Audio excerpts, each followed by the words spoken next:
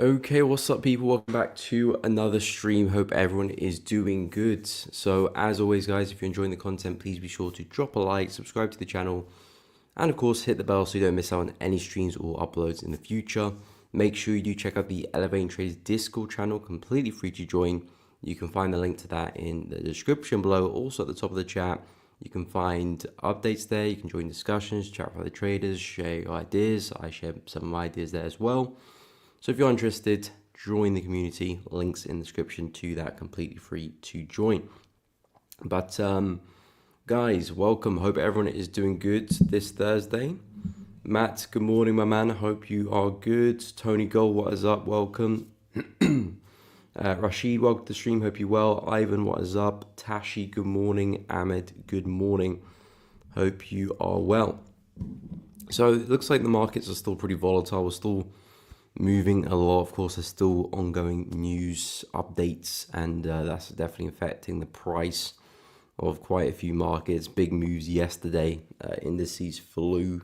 USD's becoming a bit weaker as well. So a lot to go through. Again, any kind of charts or time frames or whatever you're looking at, want my opinion or just want to see, what share what you're looking at.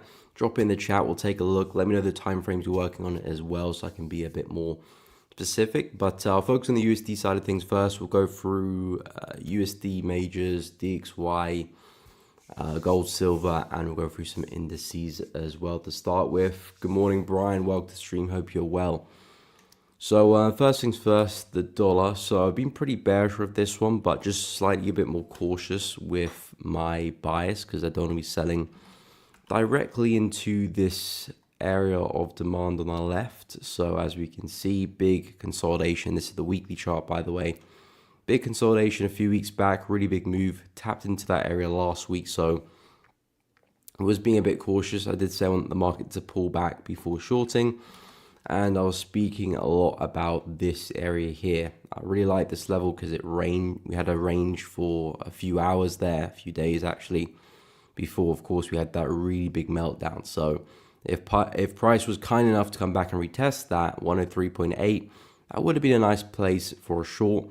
I did say, since we got this move to the downside yesterday, that we may not see price return back to that zone. So the next best thing would be a retest of this range, which looks like price is successfully retesting. Kind of happened overnight there a little bit. We've picked up pace this morning, but price is looking pretty bearish here for the dollar.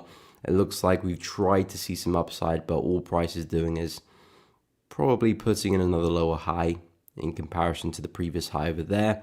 So at this rate, we might be slowly working our way back into support. Now, this is still a big area of demand, which could potentially reverse price. So not gonna expect too much more than that, kind of let the market lead me on whether we are going to start cracking through support and continuing or potentially reverse. But for now, it looks like momentum's picked up, successfully respected that area there. So I do think we'll probably make it back to 101.4, 101.3 in the next coming days there. So USD is looking pretty bearish to me. Euro USD is looking pretty bullish as well. So this one is doing the exact opposite. And pretty much the exact analysis as well, just flipped pretty much. So originally was looking for the retest of the range over here for Euro. Nice range, broke to the upside with a lot of momentum last week. So was hoping to see a retest of that area. Didn't quite see that happen. Price created some support and held onto that pretty well. Then we had this sharp move to the upside. I believe that was yesterday. I said a retest of this range could give some nice opportunities. It was a pretty strong move down, so I wasn't necessarily expecting that. Again, we had a lot of movement yesterday, so things were looking pretty aggressive at the time, but looks like that zone has held, and now the market is looking bullish, at least intraday. I'm not so keen about the buys on Euro at the moment, just on where we're coming into. If you look to the left, it's kind of the same zone for Euro as it was with the dollar. Big range there, big reaction, huge area of supply, and gave us a huge move to the downside. Our price is trading the same area now. We still very much could break through and see a lot more upside, but that's a bit more of a trade for an intraday position. I wouldn't be looking to try and hold some swings to the upside in these areas because potentially sellers could be looking to jump into the market. And the longer that we start to kind of struggle at these areas, the more so I expect price to roll over. So if you're looking for some short-term moves, then that's probably the better way to tackle it, because you're in and out of the market. If you're looking to buy and hold for multiple days, potentially multiple weeks, unless we see a big breakthrough quickly, if price starts to stall again like we did over here, it could get a bit choppy. But yeah, Euro USD looking bullish at the moment. We're coming into some resistance now, so we'll see how price reacts with that, whether we start to respect it or break through.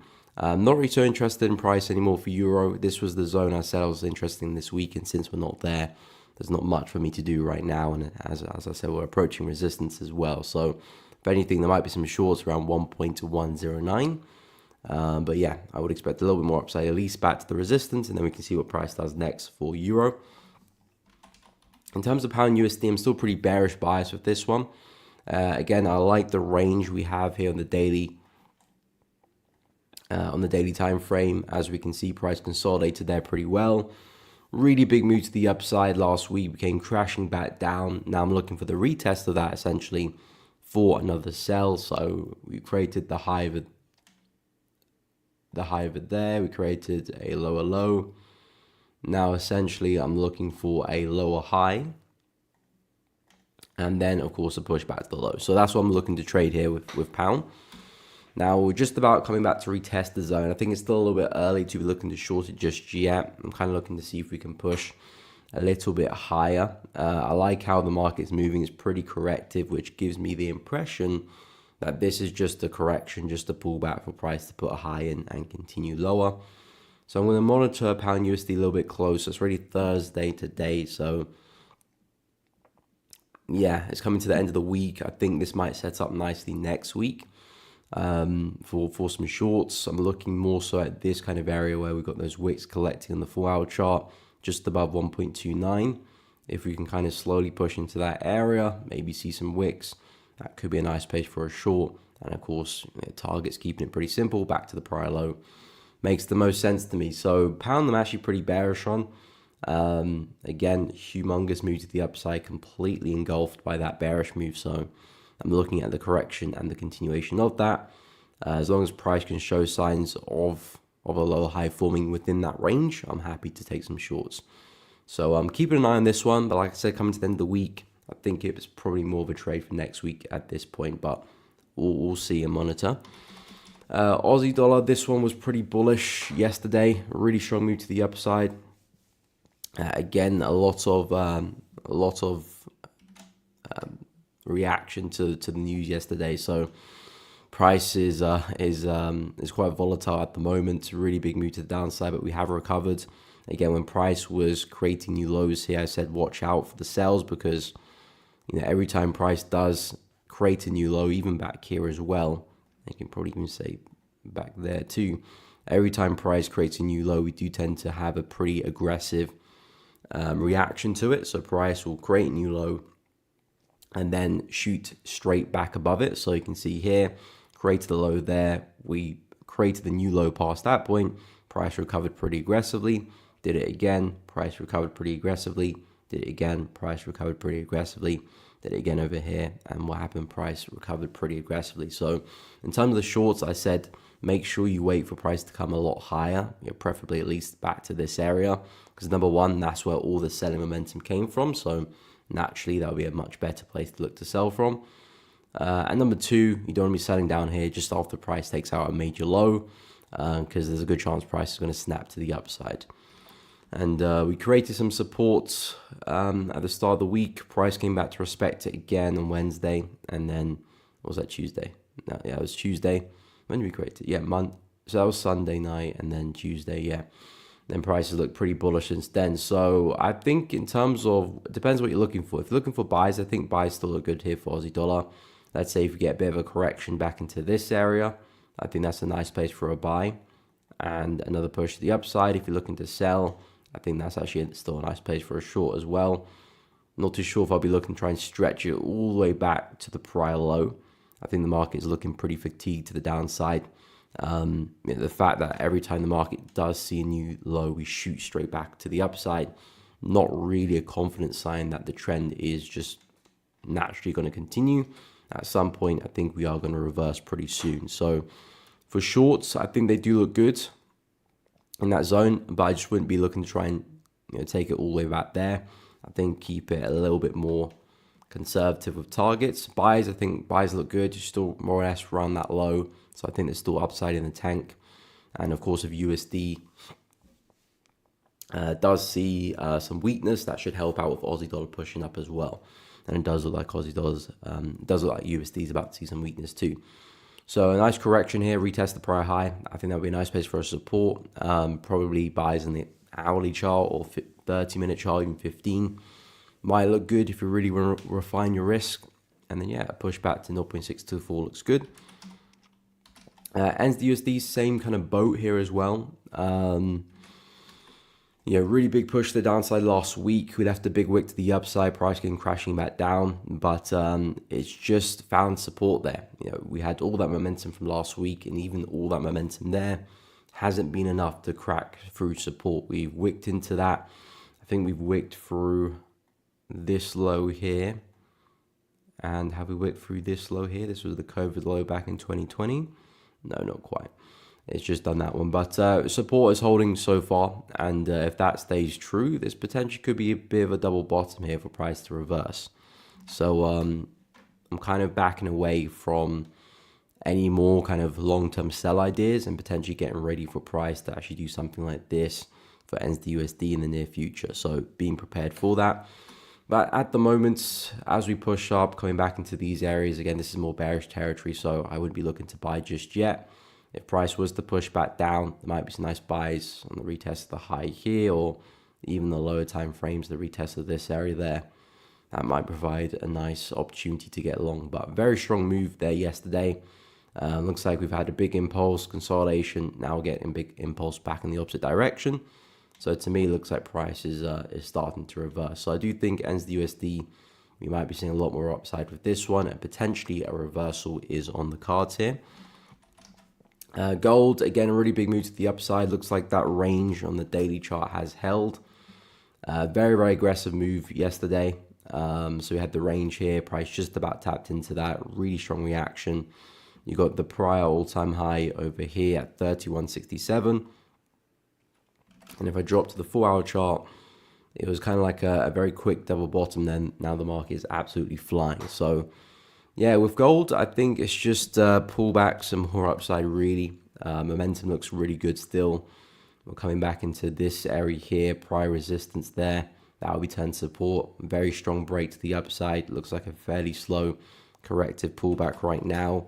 So I think that looks like a nice area for a buy, to be honest. If we can stay corrective, provide some wicks into that area, at least the bounce back to the high looks good.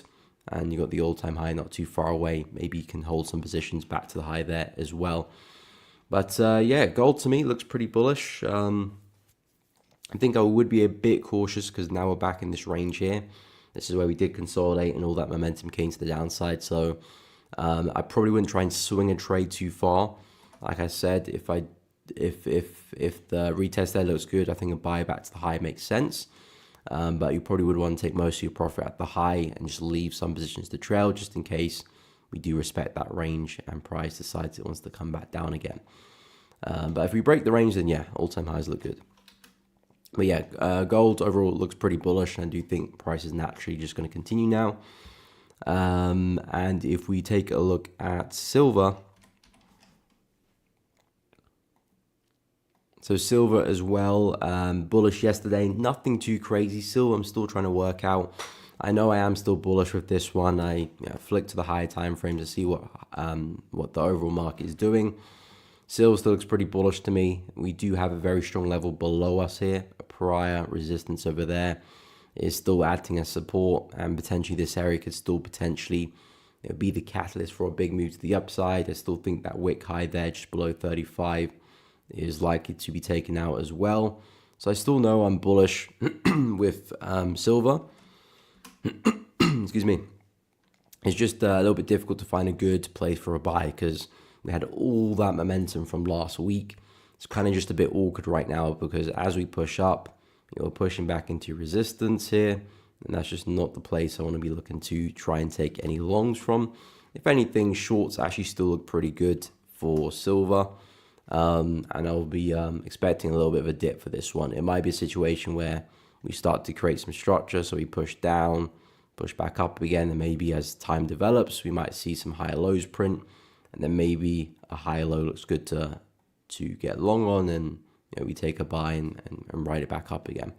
But for now, very strong impulse coming back into support. Now turn resistance on the left.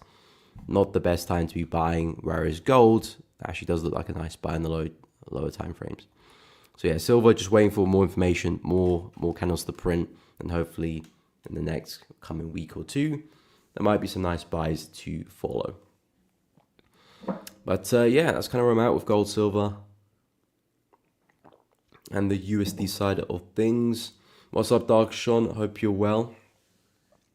All this Trump nonsense does look like a premeditated wipeout. Yeah, a little bit, to be honest. Kind of wonder what Trump's got planned for everything, to be honest. But yeah, have to keep one eye on that guy, because he is causing a lot of havoc in the markets right now. Morning, Angus. Welcome to the stream. Hope you're well. CAD Swiss shorts into this morning. Nice level of resistance. Okay, we'll take a look at CAD CHF for you. No problem. Follow the trend. What is up? Any continuation buys for pound Aussie? Okay, 2.08. Okay, we'll have a look at that one. Previous resistance towards the right turn. Support and daily, weekly. Okay, we'll have a look at pound Aussie. Let me just go through CAD CHF. So you said you got short on this one. Price came into a nice resistance, entered this morning. So I'm guessing you got a nice intraday position going on. Wow, that was a very strong move to the downside there this morning. Very strong bearish engulfing candle, and momentum's kind of is riding that a little bit, and we look pretty bearish. It looks like we'll come back to retest some price support here on the left, which of course is turn resistance there. And we've had a bit of a reaction. Now, I would be a bit skeptical with the CAD CHF shorts, not because it's a bad trade or you're doing something wrong. I think the overall market trend is still very much down, so shorting is naturally the best move to take in a market that looks like this. And when you're coming back into some price support, turn resistance, if you can see some good rejection, of course, that's a nice place to short as well.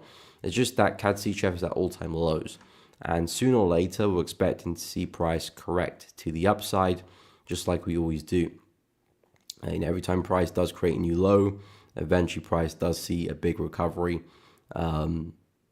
Not necessarily reversal, but we do have our pullbacks. There's no one left to sell anymore because price has created new lows, and all the bigger players probably looking to take profit and waiting for the next wave there. So that potentially can cause a bit of a move to the upside for CAD Swiss and any other pair that's creating all-time lows, all-time highs. So sooner or later, I do think CAD CHF will see a pretty big move to the upside. Now, it could happen now, it could happen next week or the week after. We might still drop and a few more 100 pips potentially before we actually see the recovery. So that's true as well. It's difficult to pinpoint exactly where it will happen. But I think if you're looking to trade CAD CHF short, I think just keep it intraday. You can have swing targets. You can target the low down here. Nothing wrong with that. But I'll probably just be looking to manage the trade a little bit closely as we push down and kind of gauge if momentum is still in my favor. If I start to see some rejections, maybe strong bullish engulfing candles, that might be my signal to get out, because something like this, a big bullish candle like that, you're probably going to start to see more of them in these areas now, because there's just no more sellers that keep driving price down in general. But yeah, I think it's a great reaction off that level, so things look good. There could, of course, be a nice sell back to that low, but I'll just keep an eye on how price is moving, because we could see buyers step back in and drive price higher, and that could happen very, very quickly. I know this was caused by news, but yeah, it could happen at these prices. Good morning, Knox. Welcome to the stream. Hope you're well. Okay, yeah, still cautious of institutions selling their CHF to buy back. Okay, indices make sense. Yeah, I'm only targeting. Okay, yeah. As long as you're not going for anything crazy, I think it's a decent trade, because momentum is still with the bears, so shorts are still the best play. It's just that at these lows, we could be seeing some buyers be stepping back into the market, and that could give us that correction. But for now, intraday, your momentum's still with the bears, and I'll just keep an eye on that. As long as there's no kind of red flags, price could very much make its way back to the low there, around 0.59. But yeah, the market's still bearish. No signs of reversal just yet. And there was a strong close yesterday, but we just closed directly into resistance. So I wouldn't say that's any cause for panic just yet. Sultan, what's up? Welcome. Hope you're doing good. Yes, we'll go for Euro Yen. I'm still short on that one. Had a nasty reaction yesterday with the news, and yen became very, very weak. Still hanging on to that trade though. I'll go through that in a moment. I'll just go through pound Aussie for the trend first. Tony Gold, going to be a powerful New York session. It's going to be a lot of things forming. Yeah, very, very true. I mean, in general, it's just a very kind of volatile moment in the market right now. Last week, this week. It's going to be a very interesting, I think, next few days, potentially next few weeks. I mean, I think we've got a CPI today, if I'm not mistaken. Let me go and double check that.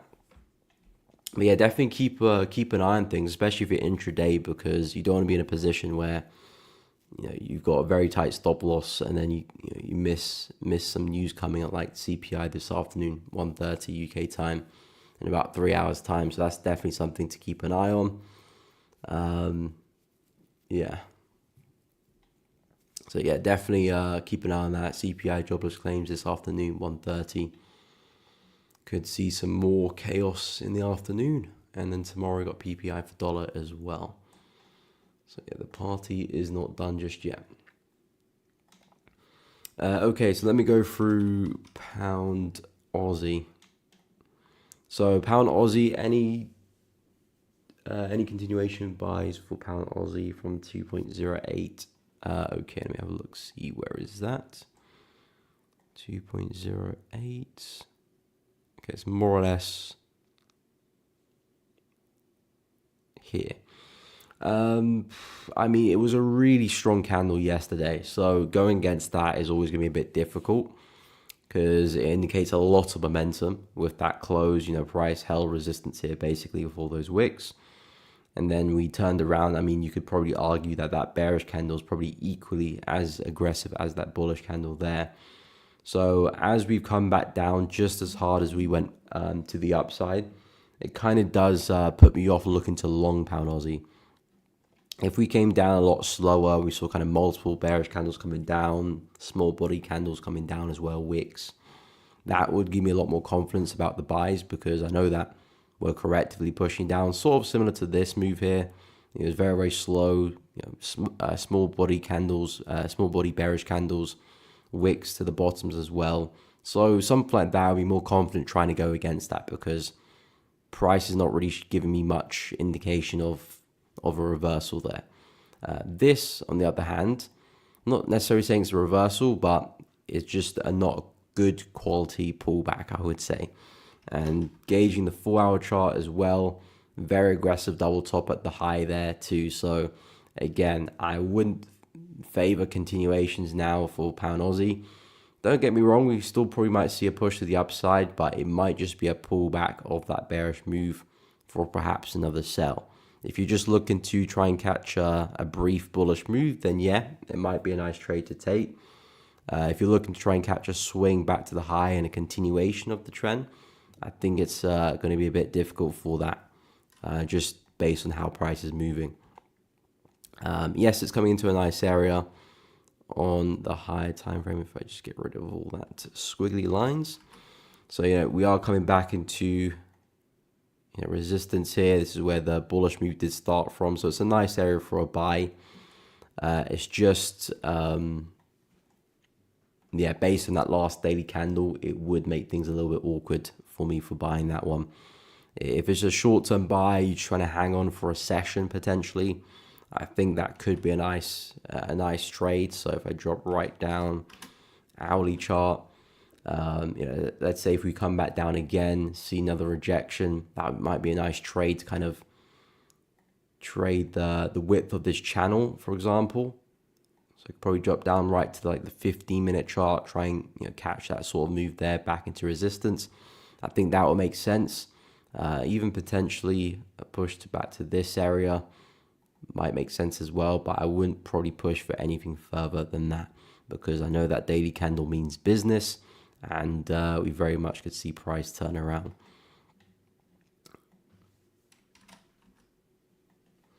So yeah, I will be cautious. We at support, we're holding so far, but yeah, I'm not as convinced for a long-term buy. A bounce, yes. Continuation, not so much. Okay, so we'll go through Euro Yen next. Still very pessimistic for US and European, UK economies. These price movements recently are just tremors before the big earthquake. Yeah, that's one way to put it, I suppose. That's one way to put it. Yeah, I mean, it's going to be an interesting next few weeks, few months, I reckon. I think there's big moves to be had. I mean, there's already been big moves, to be honest.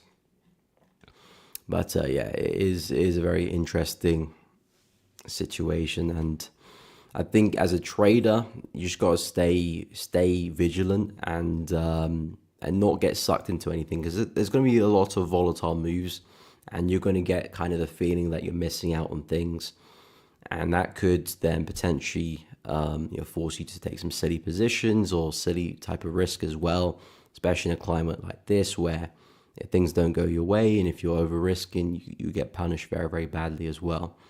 So I think the best thing to do is know what you're looking for and stay true to that, and don't get too carried away with the volatile nature of the markets, because that's almost a distraction to an extent. The thing you're focused on is just taking a good trade with good risk and making sure that you ticked all your boxes. But yeah, I'm not too sure about that long position on pound Aussie. I think short term, yes. Long term, I've got question marks there. Yeah, in terms of Euro Yen, still holding a short position here. Price is still giving me these lower highs, which is the main thing. Euro Yen and Swiss Yen are the only two yen pairs that haven't really seen any downside, or at least any meaningful downside, especially Swiss. I think that's actually still looking pretty bullish right now. But for Euro Yen, this is the weekly chart. I'm looking for a big swing back into support here at 155. I do think price is eventually going to break it. So the plan for the trade is try and catch some shorts back into the low, probably bank most of my profit there. Then I'll leave some to run and trail if we can break through support, because I do think there's a lot of downside to be had here for Euro Yen. But at the moment, you can see all these wicks here on the weekly chart. We've had 1, 2, 3, 4, and I'm not going to count this week's candle because it's still live, but we've had 4 kind of prominent wicks to the upside, and I've marked it with this trend line here. First test, second test, third test here as well. So essentially it looks like price is forming a bit of a top here on the weekly time frame, and I'm essentially trying to catch the next high of this week's candle for potentially a rollover back into the low. We had a nice rejection on the 8-hour time frame, which is where I entered on that bearish engulfing candle. So far resistance is holding pretty well. My stop loss is above the high, so it's going to let the market do its thing. As long as we can hold 162, I'm expecting us to roll over. But yeah, yesterday we had the Trump drama, which did cause a very, very strong move to the upside on the yen pairs. They all pushed up pretty hard. Euro yen probably not as hard as some of the other yen pairs, but did push up pretty hard back into resistance. In a bit of drawdown at the moment, but my level's still holding, so I'm not going to do anything just yet. There's no red flags of this level just breaking, so I'm going to hold into that position. Let's see if we can sustain that level. But yeah, high time frames still look pretty good, so yeah, as long as we can hold this 162 area in general, I do think we're going to eventually roll over. So that is the plan there with Euro Yen, and as long as we can maintain that resistance level, I do think we can sell.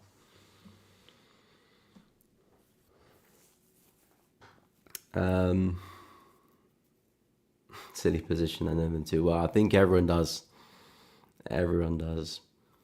Swiss yen is understandable. Safe currencies, yeah, safe in quotation marks. Yeah, I mean, Swiss has been very strong. Swiss has been very strong. I've been keeping an eye on Euro yen and CHF JPY for some shorts. Euro yen is has reacted a little bit better. Swiss yen is actually still just pumping hard to the upside because Swiss at the moment is still very, very strong. Stronger than yen, which is why Swiss yen is heading up. But I do think eventually we're going to hit a bit of a top for CHF with all the strength, because you've got CAD CHF at new all-time lows, you've got Aussie CHF at new all-time lows, you've got New Zealand CHF at all-time lows. Swiss yen's been at all-time highs for a while. Pound CHF's seen some really big moves there as well. We've taken out some major lows there. Euro CHF, not quite. Not quite taking up major lows. Yeah, the all-time low for Euro Swiss is here, not too far away, so you might still go and do that first. So yeah, CHF is coming to areas where I do think we can start to potentially turn around a little bit and see some weakness coming in. So I do like CHF JPY, but I'm probably not going to put a position on because my Euro Yen position is not break even. I don't want to double up on the yen side of things. I've got one yen position. I'm going to let the market do its thing. If I can get it to break even and book some profits, then I'll happily get into another yen position. But yeah, Swiss yen looking quite bullish at the moment. Swiss is just very strong right now.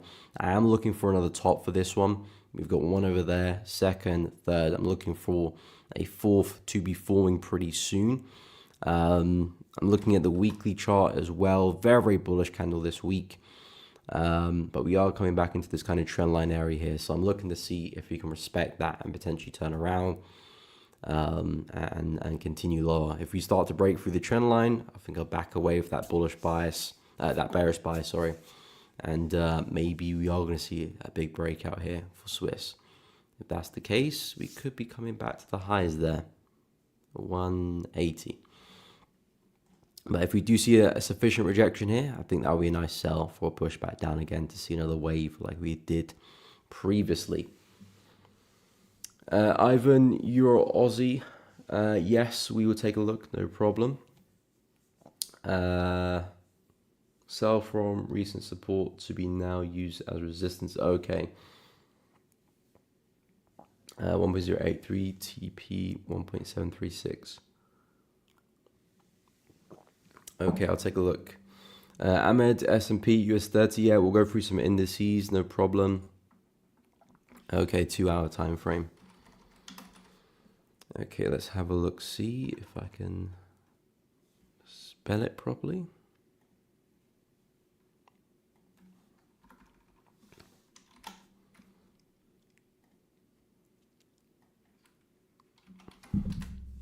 So you're looking for selling opportunities on Euro Aussie.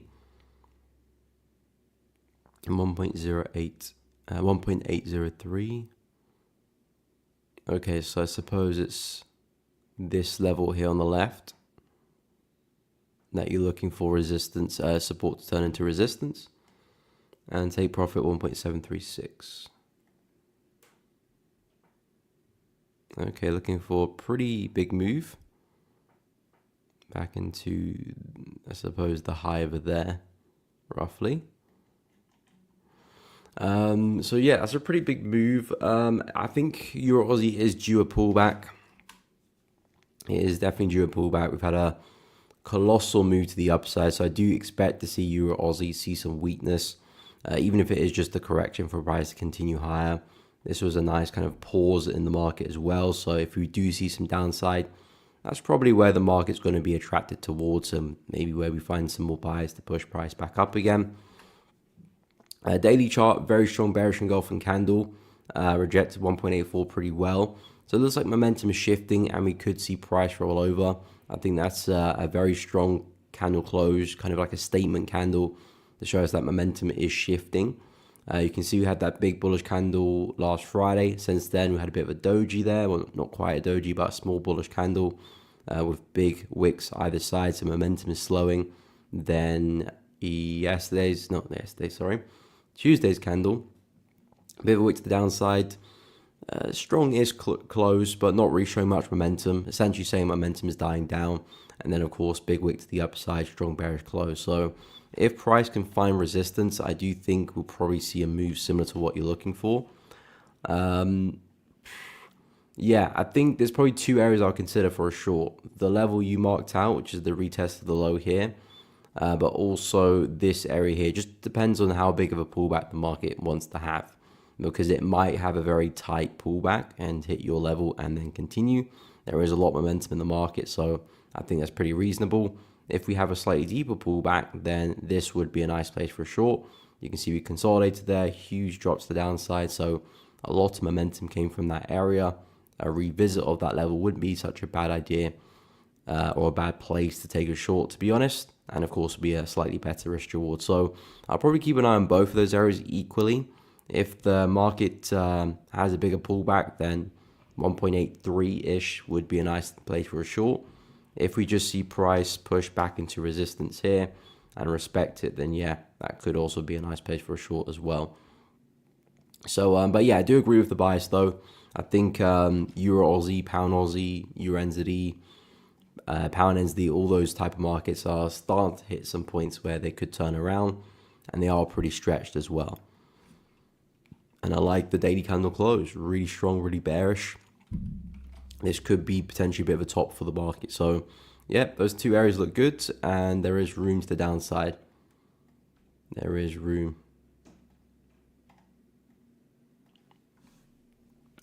So yeah, I do like the idea there for Euro Aussie. Okay, so we'll go through the S&P US 30. FX Wolf, what is up? Hope you're well. Dollar yen, yes, we'll take a look at it as well, no problem. So S&P 500. So yeah, very, very, very bullish move yesterday on the stock market. Very, very bullish move, and yeah, just so much volatility in the markets at the moment. Huge move to the downside last week, and arguably just as big move back up again. I know the weekly candle hasn't closed yet, but yeah, that was a very big Wednesday, very, very big Wednesday. But to be honest, we have just come back into resistance, so it is a very big bullish candle. I mean, we haven't actually quite come back into the low there yet, but we have just come back into resistance. So I wouldn't be try and look for a big sell back to the lows anymore. I needed price to have a more steady pullback than that. I needed us to kind of correctively push to the upside for me to be looking for a move like this again, although it could still happen. But I think for now for S&P, I think the play would be some downside, but it's probably just going to be a correction. So I probably would be looking at something like this and a buy back into resistance at 55.20. Keeping it relatively simple, that's where all the momentum lies. A retest of that high would be the best place for a long, and a push back up into resistance would make for a sufficient target. You can see this is where all the momentum is, now a little bit more corrective on the way down. So buys are starting to look a lot better. But yeah, very, very interesting stuff for the S&P 500. We're looking exceptionally bearish last week. Now we've pretty much reversed all of that momentum, because that's where we opened up. Oh no, sorry, that's not where we opened up. We opened up over here, had a pullback, and then we absolutely melted. And now we've kind of erased most of that dump from last week. So that's all been erased pretty much. But yeah, I like this area for a buy. And again, not necessarily shooting for the moon just yet, but a push back to resistance I think looks likely. And let's take a look at US 30 whilst we're at it. So this one just about has made it into some resistance here. So S&P just missed it, but US 30 did not. So yeah, very, very aggressive reaction there. Very impulsive candle. Again, I wouldn't be so confident for a big sell of this one anymore, but as I drop to the lower time frame, very aggressive kind of double bottom here. I would be looking at a correction, more or less back into this area, and then a continuation back to the highs again. I think that looks like the smartest play, to be honest. Strong impulse down, impulse back up. Yeah, kind of breaking that structure there as well. Retest, continuation makes the most sense. So yeah, US 30, S&P, NAS pretty much in the same boat as well. Very strong move, basically looking for a pullback of that for a push back into resistance.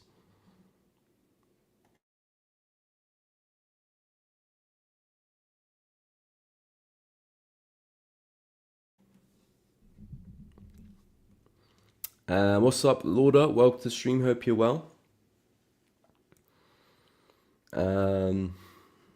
Okay, so we'll go through dollar yen next. Amir, what's up? Good day. Dollar CAD, good sell. Yesterday, you had dollar CAD dropped very, very hard. CAD was CAD strong? Or was it USD being weak?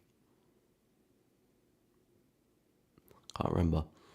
You have a look, see. But yeah, dollar CAD did fall pretty hard. USD was pretty weak yesterday, though. No problem. Happy to help, Ivan. Lauder, can you take a look at pound NZD and New Zealand dollar? Of course, we will take a look. Looking to buy Aussie CHF, okay. And have a buy pending order at 0.51120. Okay, we'll have a look, see. What's up, CS Integrated? Hope you are well, my man. Hope you're doing good. So yeah, I will go through dollar CAD initially, then we'll go through pound NZD, New Zealand dollar, and Aussie CHF. And I'll take a look at dollar CAD as well.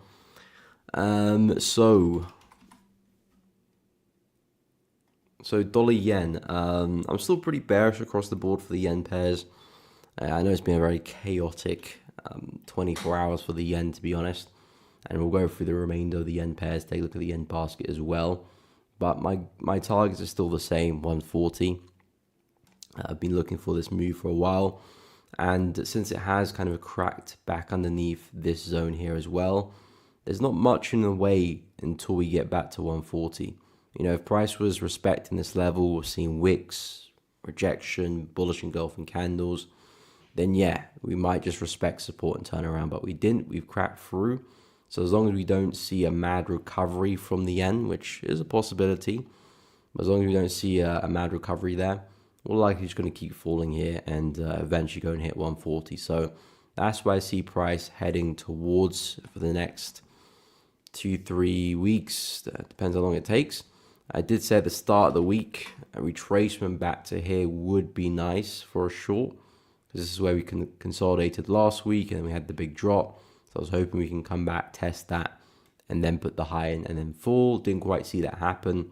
We rolled over, create new lows. Of course, we had the news yesterday, big push. It looks like price has just come back to respect resistance. And now it's not looking too hot again. We had all this momentum, but didn't really do anything. Yeah, when I'm looking at momentum, if it just has a big candle but back into resistance, it doesn't really mean too much. Now, if the momentum broke resistance or broke support, then that's something to look into because we broke structure. It's creating new highs or new lows. That's something to potentially look to follow. But when we have big candles like this and all it does is just respect the high, it doesn't really do too much for me. If we later go and break the high, now I'm interested in the opposite direction. But since we just respected the high, didn't mean to do that. Yeah, I would still have a bearish bias for this one. I don't really see a good short opportunity. That's the key thing. I don't really see a good short opportunity with this one, especially as we push closer back to these areas. Not the best place to be taking shorts, I suppose. Maybe some intraday positions could look good on like the 15-minute chart. Another lower high as we come back into this area might be a nice trade there. But from a swing perspective, it would have been nice to see a test of that zone. But yeah, dollar yen expecting us to continue to roll over. I still expect a bigger drop into 140 eventually. So that's my plan for USD JPY. In terms of USD CAD, yeah, lovely move to the downside. A beautiful close there on the daily chart. Barely any wick to the downside, so really indicating a lot of momentum. You've got prior support here on the left. So wicks, broken through, retested. 2 candles in there, and then a huge candle yesterday. We kind of just slowly rolled over. Then, of course, the news later picked up momentum. Strong push. But I think now we've just hit support again, so it's getting a little bit awkward. What's the next move now for dollar CAD? Well, I would still be pretty bearish on this one. So my take would be I want to see some upside so I can sell it again. But I probably would keep it to intraday. So something like this, as we pull back into this kind of area, I think that would be a nice place for a short, potentially respecting support there as well a little bit, and use that to our advantage for potentially another lower high. Then keeping it fairly simple back into support as a target. So yeah, dollar CAD I would still be bearish. Reason why I'm still bearish is because I still do have levels which I expect price to go and test. I'm looking at this big level here on the weekly chart. Massive resistance over here. I'm looking for us to come back and retest it as support. So in my book, there's still a little bit more juice to squeeze for dollar CAD until we get into that area. So yeah, shorts make the most sense, and maybe we do end up back at that level pretty soon. But of course, we want price to push up first, back into some bearish territory before I would consider selling that. But yeah, dollar CAD still seeing momentum. The thing is, we were very corrective the past few days, but we were holding resistance pretty well. Now momentum's picked up with this bearish candle. If we come back into that area, see some good rejection again, I think that could end up being a really nice sell opportunity there for dollar CAD. And I'm still pretty bearish on USD as well. So if the dollar does push down, well, that's going to help out shorts for dollar CAD too. So yeah, liking dollar CAD's price action. Okay, so we'll go through pound Aussie and New Zealand dollar and Aussie share for Lauder. Manuel, yes, I will go through Euro pound. I've just got a few pairs to go through first, and then I'll take a look at Euro pound for you. Okay, so GBP, NZD.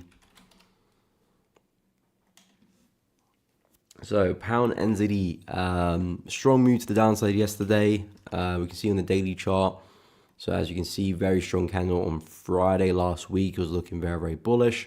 What happened? All we did was just put a lot of wick to the upside. So you got Friday's wick, you got Monday's wick, you got Tuesday's wick, and then you got Wednesday's wick. So overall resistance just held from Friday, and now we come crashing back down again. Now we're back into some bullish territory here. So this is where all the momentum initially came from. So this is more areas to look for some buys, but would I look to try and swing it back into resistance up there? No, I wouldn't be looking to do that because of all that momentum. I think you could catch some nice buys here. It's just I wouldn't try and hold it back all the way to the high. If we could scale right down, I think, let's say if we can get another reaction off that low, that would be a nice buy, perhaps back into this kind of area. Nice support, strong break. I think that would be a nice target. My worry would be as we push up, I think a lower high might form, and we might push back down again. There's nothing wrong always leaving small positions to run, because maybe we do trickle and hit resistance again. But I probably would try and take most of my profit as we get there, in the expectation that we might be coming back down again. But so far, it looks like support is holding right now. As we can see, really strong move to the upside there. Prices tapped back into that level on the hourly chart, and it's had a really nice reaction. So it looks like support is doing a pretty good job. I'm just not so keen that's going to take us all the way back to the highs after the rejection yesterday. Yeah, but the market is still bullish. We haven't taken out any major structure yet. We're just starting to get some big rejection now. I think if we can start to break through this low here, so if I see another strong daily candle close, let's say today's candle suddenly turns bearish and we close like this, then that would be alarm bells for the buys there. At that point, I would be looking for corrections and continuations, but for now, support's still holding, so it's actually a decent place for a buy for now there for pound NZD. And NZD USD, I'm actually pretty bullish on this one as well. I do think there is room to the upside, because the way I'm looking at price right now is that we're starting to form a bit of a low here, starting to form a bit of a bottom. We've had a big bearish candle last week, big wick to the upside. We closed pretty strongly bearish, but even despite with that momentum from that candle, even despite that, we didn't break through support. We just wicked through it this week, and now we're flipping bullish. I know this week's still got the rest of today and tomorrow, but it doesn't look like price is going to break through support there. So what I'm looking at for NZUSD is this big bearish move is starting to form a low, and perhaps we're getting ready to see some upside in the next few weeks potentially. So I'm kind of getting ready for that. At the moment, we are coming back into bearish territory here, so now is definitely not the time to be looking to sell, to buy, sorry. If anything, it's the time to be looking for potentially a bit of a short. But if we can pull back, I think these are some nice areas to consider buys on the lower time frame. So maybe like hourly chart or 15, something like that. Looks like a nice little buy opportunity there for NZD/USD. And I do think sooner or later we could be back at the highs there again, 0.582, 583. So yeah, pretty bullish on NZD/USD. I'm pretty bearish on USD as well, so that adds to the bias too. And the fact that we've had numerous tests of price trying to break through support. These lines, by the way, come from the wick low there and the wick low there as well. So it looks like major support here is holding.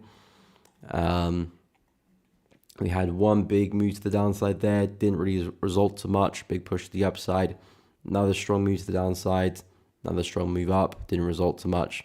Another really strong move to the downside, again didn't result to much. Price is straight back up. So every time we try and have a big sell, support holds, buyers hold, and we reject. So I think eventually we will see the sellers lose the battle and probably see a big move to the upside. Again, that might not be for another few days, potentially a few weeks even. We might kind of consolidate for a bit as well. But I think that's going to be the bigger move there for NZD/USD until something changes drastically.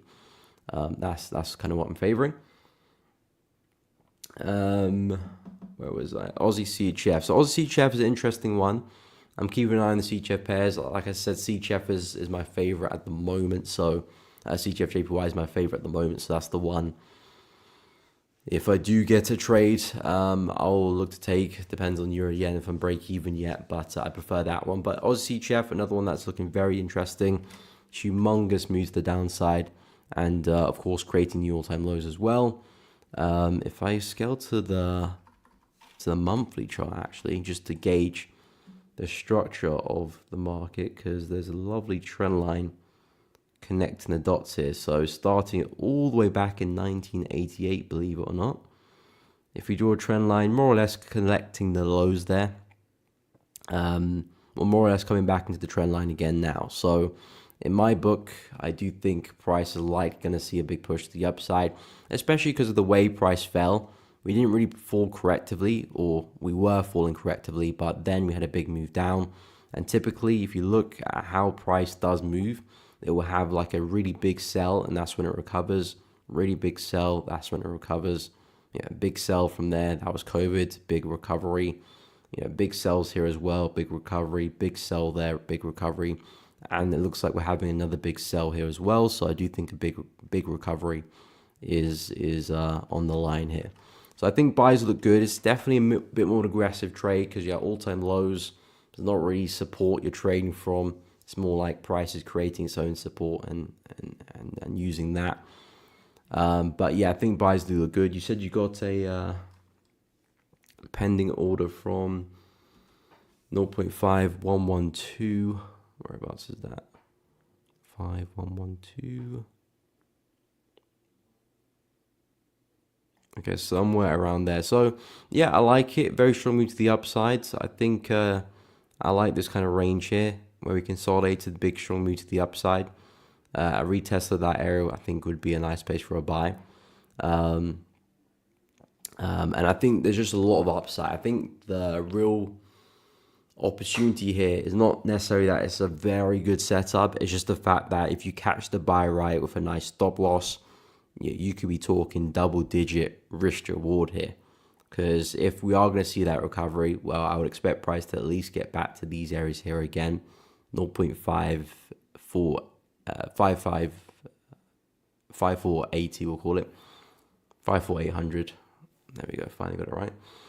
Let's see if we can get an entry like this, stops more or less like this, even something like that, which is not even the best risk to reward based on the 4-hour chart. If you scale lower, you can definitely improve that. Even that loan's a 1 to 6. So there's a lot of upside for us to go through here if we are going to see the move. And if you can refine that on the lower time frames, hourly chart even, that might be like a 1 to 10. So yeah, there's upside there, and I like the range here. Really strong move, correction, continuation. I'm for it. Anyway, let's go through Euro Pound, Manuel. We'll take a look. Dark Sean, will we see a total reversal on the NAS today? I haven't actually looked at the NAS yet, but we'll go through that. Of course, very scary times here. Not scary times, just volatile times, I should say. What's up, Yusuf? Good morning. I hope you are doing well. If you guys are enjoying the stream, by the way, please be sure to drop a like and subscribe to the channel if you're finding it useful, you know, informative, educational, when you're enjoying, entertaining, whatever, anything positive. Drop a like. It does really help out. And subscribe whilst you're at it as well. And I do really appreciate everyone who has done so far. But let's go take a look at Euro Pound. So Euro Pound, last time I checked, was looking pretty bullish, and it is still looking pretty bullish right now. Euro just been very strong, pound not so much, and that's caused a lot of upside. Although pretty big rejection yesterday with that candle there. But yeah, I'm not too sure. I mean, we've seen a pretty big move here for Euro Pound. And it makes sense because of where we're coming from, you know, really strong support. If we look to our left, this is the monthly chart, see where we're trading. So, yeah, if we're going to respect support like this, we're going to probably see a rejection or a move like that. So, yeah, with Euro Pound, we're kind of just trading in the middle of nowhere a little bit because I was looking at this level here, really big level at 0.85. We closed into that level. I was wondering potentially if we're going to roll over this week, but no. We straight away broke through the level, and we are looking very bullish. And it looks like price has come back to actually retest it and use it as support. So, yeah, with Euro Pound, I did say at the start of the week some pullbacks back into some of these areas will look good. You know, prior resistance, really strong move to the downside. Naturally, a pullback into that area probably would give us a nice buy opportunity. But it looks like Euro Pound is just a little bit too bullish for that. I mean, that was a very strong candle to the downside. I wonder as we approach this kind of area, will we see price start to struggle a little bit? Maybe a lower high could form. Yeah, I don't mind that actually. If you can kind of slow down and see healthy rejection, maybe a nice double top. That could be a nice little place for a short. And if we make our way down, like I said, this looks like a nice place for a long. The retest of that daily high there still looks really, really good. So, yeah, Euro Pound overall, I would say I'm pretty bullish with respect to the really big level monthly support. We've had a really sharp break to the upside, and it has left behind some nice areas for a buy. So, I would wait for a retest of 0.848. There could be some sales, a bit more an aggressive trade, a bit more counter trend, but you've got that lovely bearish candle there really indicating to us that momentum from the bears is coming back into the market. Now you're looking for the continuation of that. So I don't think it's a bad trade whatsoever. If we can stay corrective and start to see some really strong rejections from this zone, 0.86, then I feel like that could be a nice trade. Kind of gives us a nice head and shoulder pattern. Left head, and there's your right shoulder. That's, of course, your neckline. Then you're looking for that right shoulder to form for a push back into the neckline, and hopefully for a break of that as well. So it does look good to me there, Euro Pound. It's just about kind of waiting for a meaningful rejection for the trade. If we kind of just stay bullish and the market keeps pushing, then of course there is no trade there to take. But if we get some nice rejection, then yeah, a nice position could form. And that still looks like a nice buy at 0.845. Okay, we'll take a look at NAS and then gold next. What's up, top trader Zambia? No problem, Lauder. Happy to help. We'll see you tomorrow.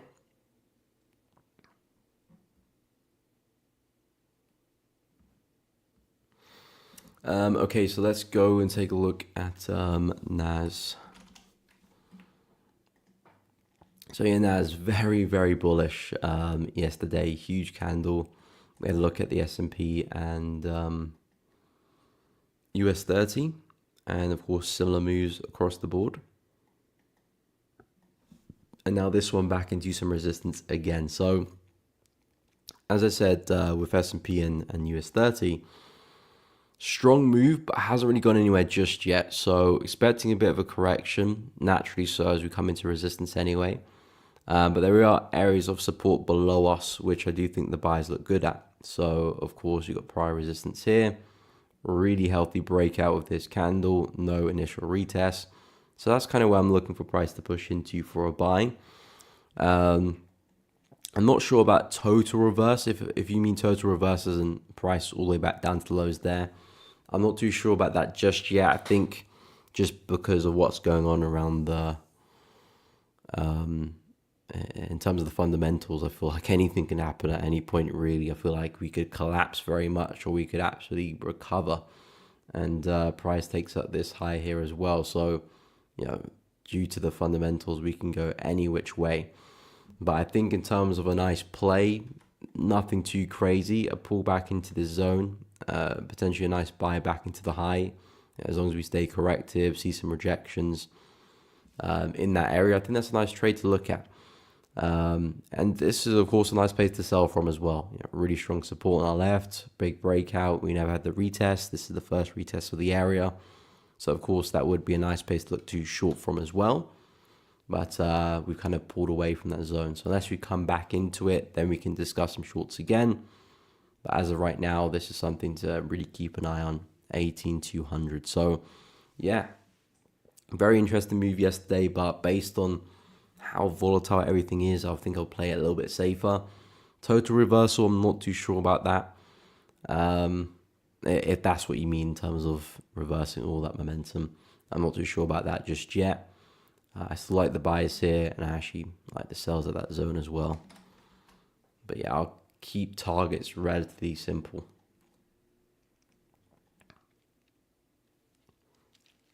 But yeah, we've got some big news in the afternoon as well, so a lot can happen. Okay, so we'll go through gold next, and I'll probably start to go through some of the yen pairs and have a look at the yen basket as well.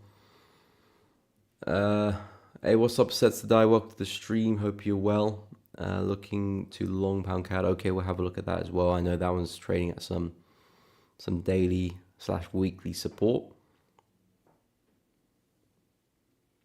Okay, the rejection in the 4 hour chart. Okay, I'll have a look at gold, then we'll see what pound CAD is doing. So yeah, for gold, I'm pretty bullish on. There was a nice level on the 15, which I just mentioned. Oh, looks like price just missed that.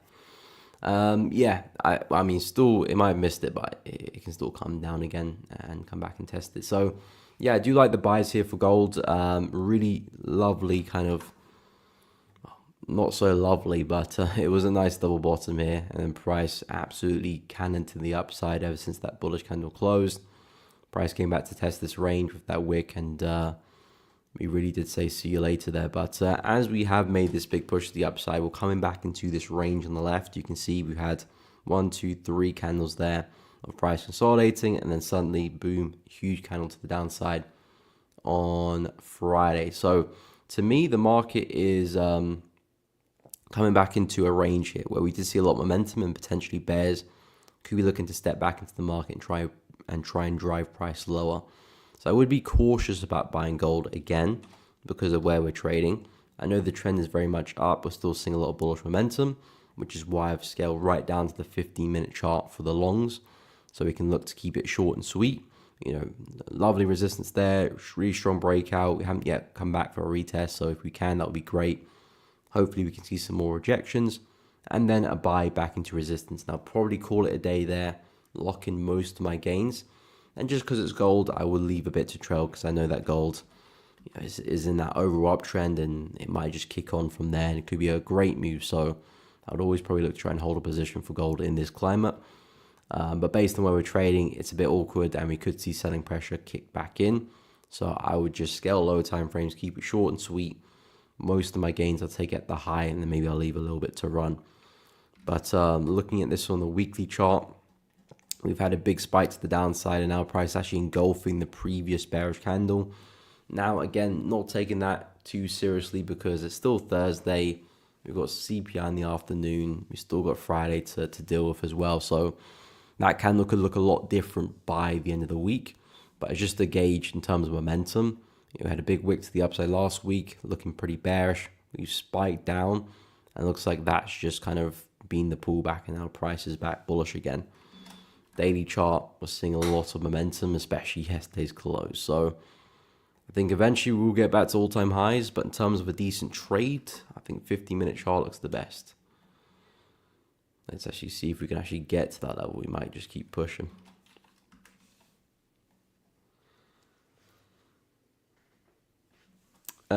Okay, so we'll go through pound CAD next.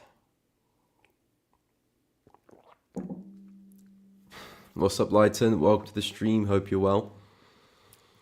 AUD pushing hard. Okay, let's take a look at Aussie. Lighton, liking Trump yet? I mean, in terms of how the market's moving, I'll say yeah, to be honest. But yeah, based purely on that, to be fair.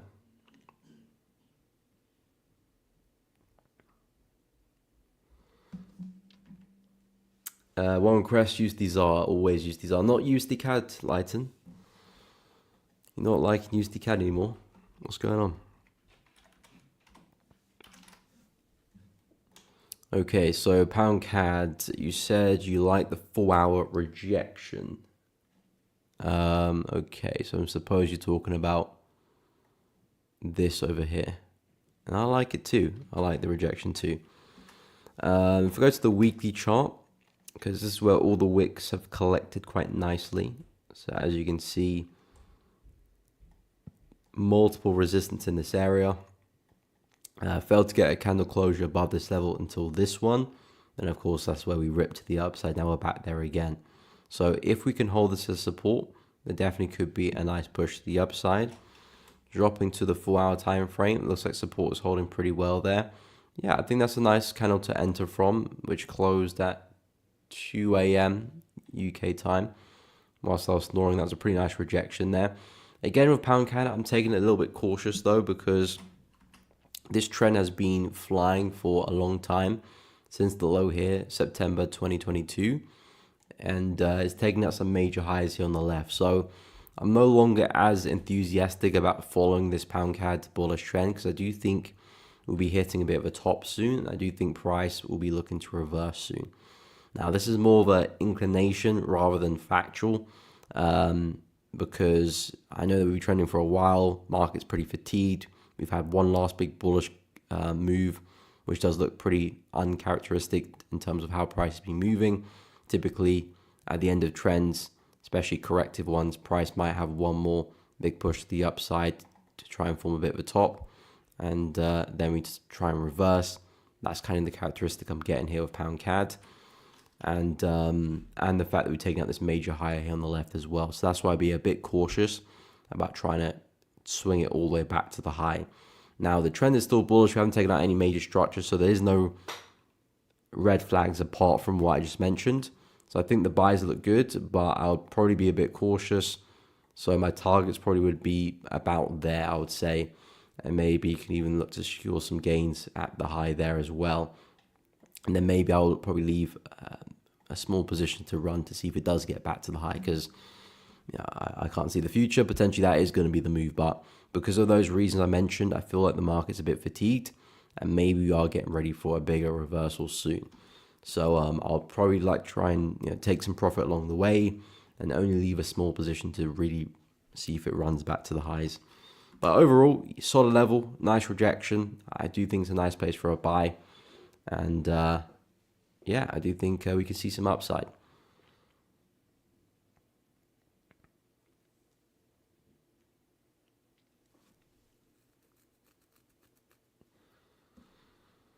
Okay, I'll have a look, see what Aussie dollar is doing, but yeah, it's been looking pretty bullish. We'll go for USDZAR and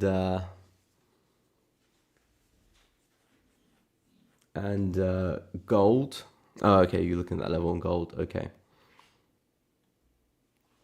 Mr. Trade dollar CAD, so kind of disappointed that tanking happened while I was away. Yeah, you're not going to catch every position. It's a part of trading. You got to just look at it in terms of the trades that you're actually taking, because that's what is gonna be your yeah, that's what you're going to be looking back on and judging your performance from on the trade you take. You know, if you miss great trades, that's fine. But if you're still taking great trades, then it isn't too much to worry about. Of course, maybe you want to take more of those trades that you miss, but that's something that you won't always be at the chart. So that's something that will always happen, and it's something you can improve upon as well. But if the trades you are taking are good quality trades, then that's the thing to tackle the most. If you're missing great trades, but then you're always taking poor ones, but then you got to focus on the trades you're actually taking first, and then you can focus on the ones you're missing later. But yeah, you always miss trades. Anyway, let's take a look at some of the AD pairs. So last time I looked, Aussie dollar was pushing. Yeah, it looks like Aussie is generally quite strong right now. Of course, you've got pound Aussie that had a big move down, looking pretty bearish in that last hourly candle. I do think sooner or later Aussie and NZD will both become a bit strong because they've just been so weak for a while. So I think both of these guys will become strong soon enough. I feel like maybe they're already in the process of doing that. Yeah, USD, DXY has been falling for a while. And just goes to show you how bearish AUD and NZD have been, because even though DXY has been falling and you expect Aussie dollar and New Zealand dollar to be inversely correlated to the DXY, they've actually been positively correlated. As the dollar's been falling, so has Aussie and so has NZD. So it just goes to show how weak they've been. But I think they're hitting some support now, which we could be looking at them turning around. So I'm keeping a close eye on that. Anyway, let's have a look at USD ZAR. What is cooking in the world of USD ZAR? Okay, so we've rejected resistance. Last time we spoke about USD ZAR, I believe we were trading inside that level. I didn't think we didn't take out the high, did we? Yeah, we were trading over here. I said that price is probably going to spike to the high, which it just about did. If I line that up properly. So, yeah, we just about spiked to the high, but then we had a really strong sell from that. So, USD ZAR back at resistance, failing at the high. How did the daily candle close? Pretty bearish. So yeah, I think some shorts could be looking good here. I'm not too sure if I'll shoot for the moon though. So I do like this brief range here.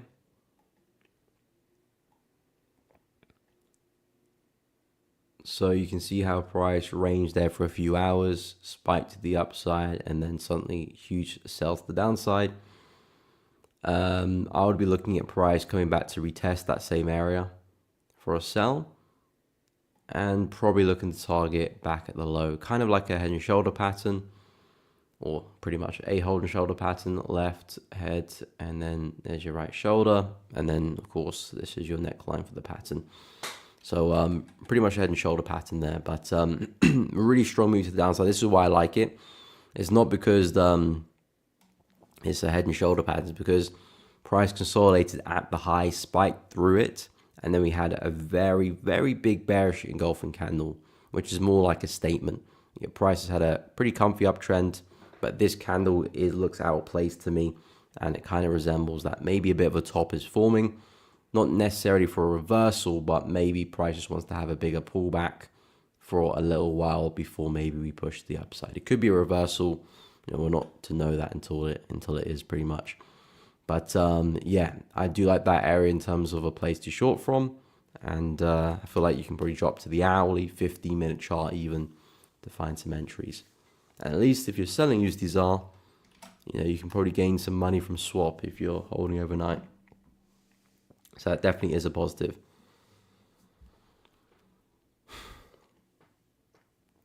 Okay, so we'll go through gold, and then we'll check silver as no problem.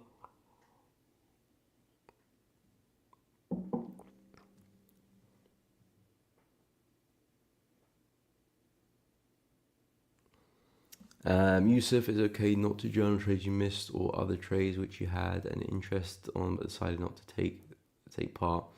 at the last minute. I would say it's best to do that, especially if you're in the beginning phase of your trading. As you're kind of more comfortable trading and you're experienced, then you'll focus on more consistency. You don't need to record them as well.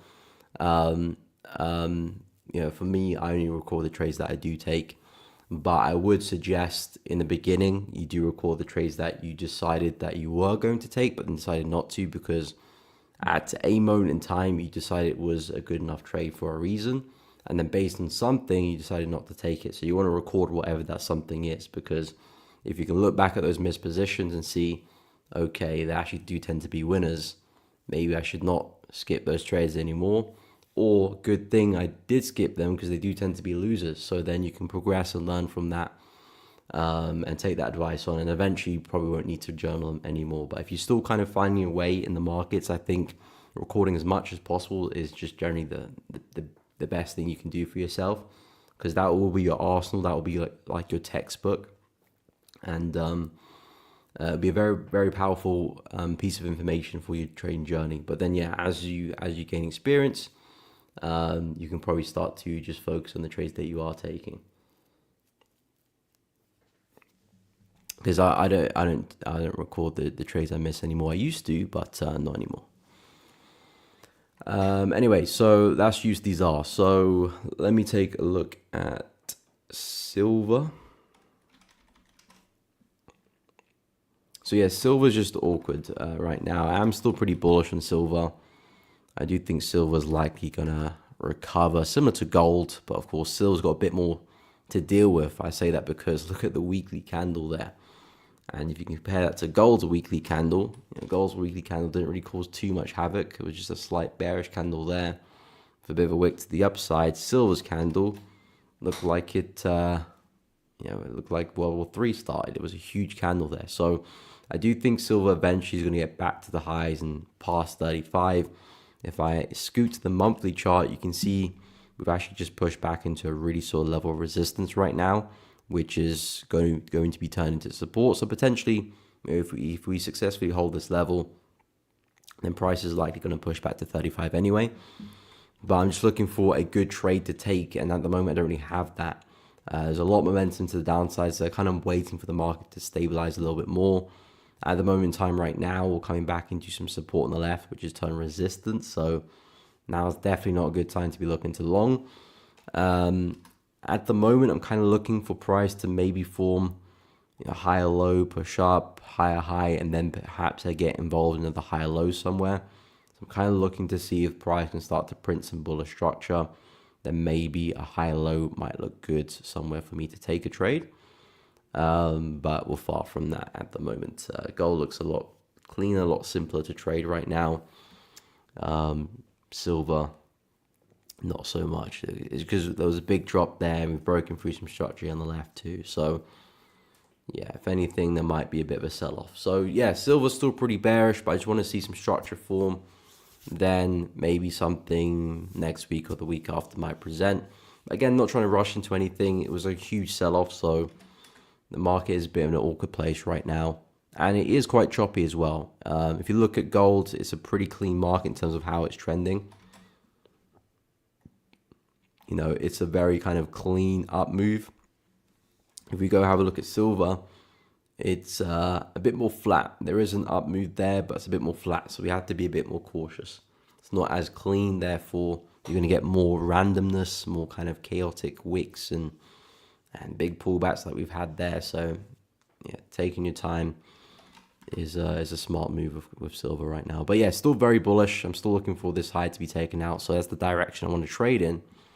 Just don't have a setup to trade it just yet. No problem, Lighton. Happy to help. No problem, Yusuf, as well.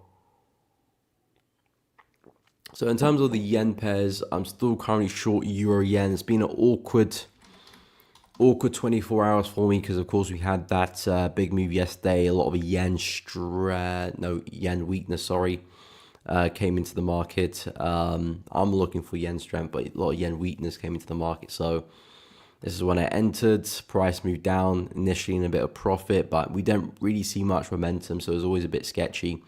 And then, of course, the news came out yesterday, big push to the upside. But the key thing is we're still respecting resistance. So still holding onto the position. There's no kind of sign for me to exit the trade just yet.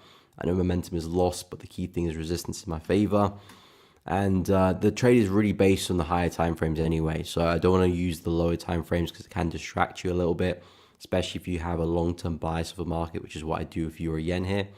The inner fluctuations of intraday moves, even intra-week moves, can sometimes put you off the trade because you see a big bullish candle like the one there on the 4-hour chart, and you're like, oh, maybe price is going to push up. Maybe it is, but that's why you have a stop loss, and that's why you manage your risk. But the trade is really based on the weekly chart. You can see all those wicks gathered there. Prices come back into that trend line. 1, 2, 3, 4 wicks there. So price is really struggling at the highs. This, to me, has the characteristic of potentially the lower high forming. You've got one over there, second there. There's your third.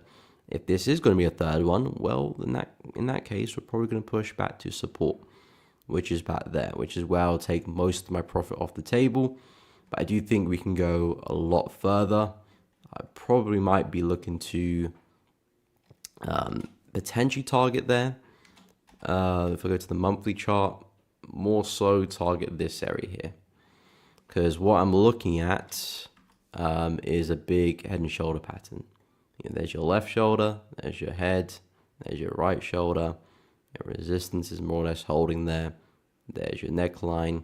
Expecting that to break pretty soon and more downside. So I'm extremely bearish here with euro yen. Therefore, a move like that in the 4-hour chart isn't going to do much in terms of my bias here. It makes things awkward on the low time frames, yes, but in terms of the bias, there is no break of structure or break of key level. So I'm holding the position, and hopefully we can eventually roll over. If I take a look at the yen basket, which I use to kind of gauge what the yen is likely to do next. Of course, humongous sell yesterday. That was looking very awkward at the time. But looking at the past weekly close was pretty strong. Looks like resistance here on the left is breaking through. And if anything, we're actually retesting it with this week's candle. I'm still looking for the wick high here to be taken out for the yen basket. So there's still upside. There's still room to the upside for the yen basket to push. And of course, if the yen basket, just hit the mic there, my bad. If the yen basket is pushing to the upside, it means that yen is strong. And that, of course, will mean that the yen pairs will fall. As long as they're not stronger than the yen, of course. But yeah, it looks pretty bullish to me. I do think we can see more upside here. And I'm going to hold into that position, and hopefully the yen can gain some strength. But it's an awkward candle on the 4-hour chart, I must admit. It's a very, very bearish candle. I think they even might still be a bit more downside back into this kind of area. There was a nice consolidation here. This is where the big bullish move started from. I wouldn't be surprised if the yen does roll over one more time, come into this area before pushing up. Yeah, we'll see. But yeah, I'm still expecting 7,400 there for the yen basket. In terms of the other yen pairs, pound yen, I still have a pretty bearish bias for as well. I'm still looking for this wick here to be taken out for the yen basket. Pound yen. You can see very nice bearish candle there. A lot of wicks to the upside, similar characteristics to what euro yen's doing now. Again, the only reason why I don't like pound yen right now is because of where we're trading. We're back at that support there. That's not the position I want to be looking to try and sell from. If I do have a swing bias for pound yen, I need to be taking trades where it makes sense to swing it from. That does not make sense to swing it from. A short time frame trades, short intraday trades, you can find your pips, get in and out same day or the next day. But if you can look trying to hold a short, not the best place for it. Again, pound yen, it would be very nice to see a retest of this area. We're still pretty far away from that, but let's say price was to do something like that. I think that would be a really nice place for a trade. Potentially the next lower high. and there's a lot of downside for us to catch, you'd be looking at a 1,200 pip move. So pound yen is definitely not stingy with its pips. So a lot of downside to catch there. But yeah, for now, not really interested about shorting pound yen. Just in a bit of an awkward situation here. Strong candle to the upside, hasn't really done much damage either. Again, it hasn't really broken for any structure, so not too worried about that. And even if it did break to the upside, like I said, I'll just be waiting to see if we can get to 193 and perhaps find some sells there. I would have to be out of my euro yen position or break even for me to take another yen pair and take a trade on another yen pair. But yeah, for now, pound yen still pretty bearish. The only ones which I'm actually semi-bullish on, or at least just not looking to trade them, is Aussie yen. Because of course this had a massive move to the downside last week. So I'm no longer interested in selling Aussie yen. If we look at where we're trading, huge support, massive move to the upside, we're back there again. I'm not interested in selling this one. It's already kind of had a big sell there. New Zealand yen, same situation. Look where we're trading. To the left here. Really powerful support. We're back there again. We've already had a meaningful swing to the downside. Not interested in the shorts. The shorts have done their thing. CAD yen, even though I do expect more downside for CAD yen, I'm actually still looking for, if I go to the monthly chart, I'm actually still looking for a push back into the low here. I do think price is potentially forming another one of these major highs here. So that would be another one there. I mean, we could go a lot further, but at least I think a push to support there makes sense. So I do expect more downside there for CAD yen. However, look where we're trading, right into a bunch of support there. Not the best place to be trying to swing a position. So therefore, CAD yen, I'm staying away. And yeah, I'm not looking to trade it. But I still do have a bearish bias for this one. And you see yesterday, big bullish candle, very, very awkward. But I wouldn't be looking to buy it. And is that all the yen pairs? Yep, dollar yen as well. As I mentioned for this one, pretty bearish as well. It would be nice to see some shorts on the retest of that range there, but it looks like we might kind of just keep falling. So yeah, the yen's not looking too good right now. Yen pair's not looking too good, just looking bearish. Again, the only reason why I'm in euro yen is because that's the only yen pair apart from Swiss yen that didn't actually see much of a move to the downside last week. So there's potential here. There's potential for us to catch up with the other yen pairs and get back to support. It's because euro's been so strong, so it hasn't been a great sell. But I do think euro is going to lose some weakness soon. It's going to catch up with the other yen pairs. Likewise with Swiss yen as well. Except Swiss right now is still very strong, which is why it's still pushing up. But I do think Swiss yen is going to hit a top soon. We're coming into a very interesting trend line right now. If I can see some rejection there, I think that's a good short there for Swiss as well. But at the moment, still pretty bullish. Very strong close in the 4-hour candle. I wouldn't be shorting just yet. Okay, where was I? Amir, New Zealand CAD 30-minute chart. Okay, we'll have a look-see, no problem. Honey, what's up? Do you consider the futures charts when trading Forex? No, I do not. Yeah, I do not look at the futures chart at all. I'm just looking at the charts in front of me and basing my judgment on that. Okay, so New Zealand CAD 30 minutes.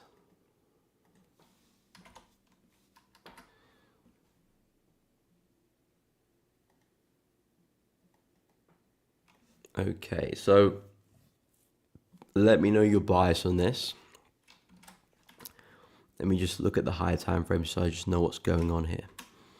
So we have come back into a major low on the left here. We wicked through it last week, and this week looks like we're wicked through it again, and we are recovering. I know this week still got the rest of today and tomorrow before it does close. So it's not confirmed yet, but so far support is holding. So it looks like we might see a slight push to the upside here for New Zealand CAD. I do think longer term will probably actually come back to the lows here, but we probably will push to the upside a little bit first, correction, retracement before coming back down. Daily chart there, we are pushing back up. Looks like we've got some support, time resistance on our left there. So yeah, I do think we can probably see some sells coming into the market pretty soon actually.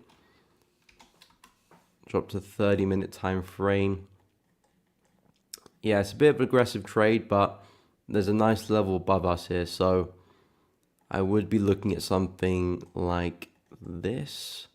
A push back up, some rejection, and that could be a nice sell. Potentially later today or maybe tomorrow. Maybe a nice double top. There might actually be some nice buys to take as well beforehand, because I like this range here. Really nice range, strong break to the upside. Let's say if price was to come back down and form a bit of a double bottom, that could be a nice little trade there on maybe the 15-minute chart or maybe even lower than that. That could be a nice trade to take there to ride it back into resistance initially, and then potentially some sells late in the day or maybe tomorrow. So I do like the buys here. Looks like we've formed some really nice support once, second time there. So nice kind of double bottom. We've gone and broken some structure to the upside here. So the current momentum, the current trend is definitely bullish. So a retest of this range here will look good for a buy. You know, just continuing the higher lows. So one over there, second, third, hopefully a fourth could form, and that'll take us back to the highs. Then if you start to struggle, double tops, heavy rejection, could be a nice sell to take it back down again. I wouldn't be looking to try and take it back down all the way over there. Maybe back into some support on the left, something like that. Keeping it pretty simple. But yeah, New Zealand CAD, some buys for some shorts. Looks pretty good actually. So yeah, that's kind of where I'm at with New Zealand CAD on the 30.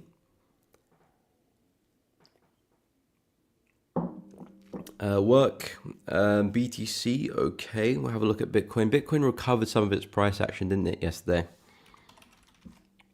Had a brief glance at Bitcoin. Yeah, nice push to the upside. So it's okay,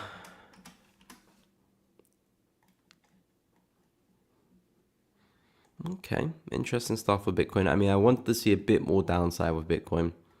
Again, the retest of the high here was very much my expectation, my target. Didn't quite get there before price did turn around. You can see we're hovering just above it. Then we had a big bullish move.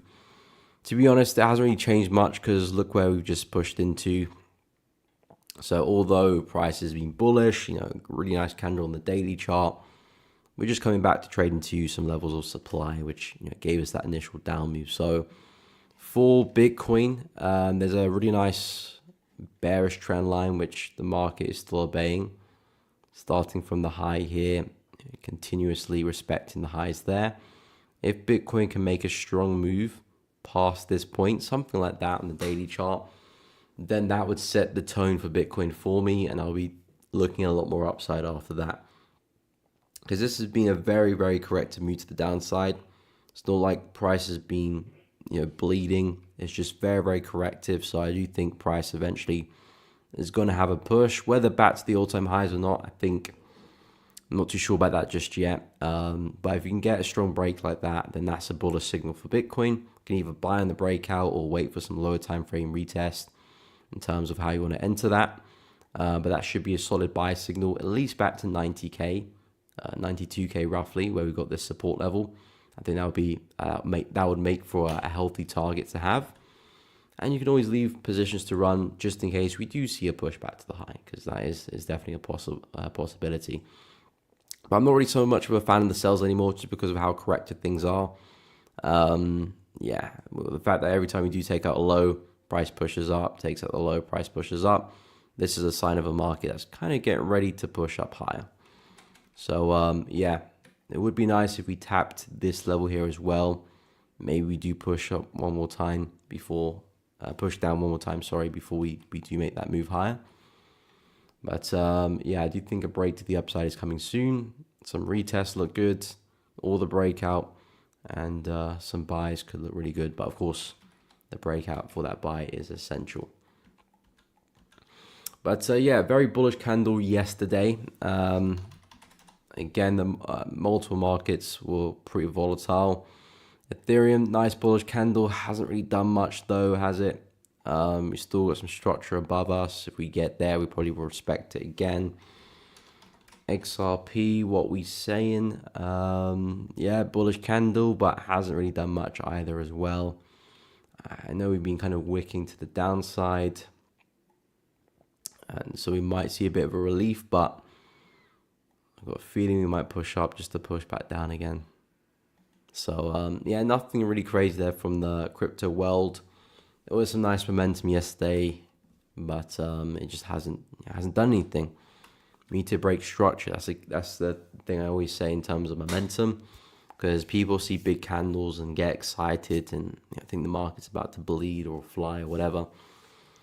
If you see a big candle, but all it does is just come back into resistance or doesn't break any type of structure whatsoever, well then it's just the market moving somewhere a little bit faster than usual. If it's back into support, well, if the support's being respected, then the market's going to turn around, and vice versa. If we see a big candle and it breaks resistance, okay, that's interesting, because now the sellers who are originally at that level no longer able to hold price. Now we're probably expecting us to move to the next level. So there an opportunity can arise from that. But if we just see a big candle in the middle of nowhere, not really do anything, then it doesn't really do too much for me. But yeah, XRP might still just look to roll over.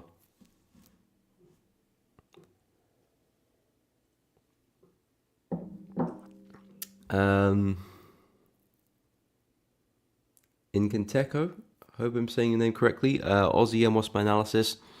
Yeah, I'm actually looking for a bit of a bounce for Aussie yen, to be honest. We've come back into some really strong levels of support on the higher time frame. So this is the weekly chart. If we look to the left, you can see where we're trading. Massive support over here, big push to the upside. We've just gone and wicked through that, so price is respecting that as support at the moment. If we're looking to sell, there's still some nice areas for some shorts, but we are still a little bit far from them.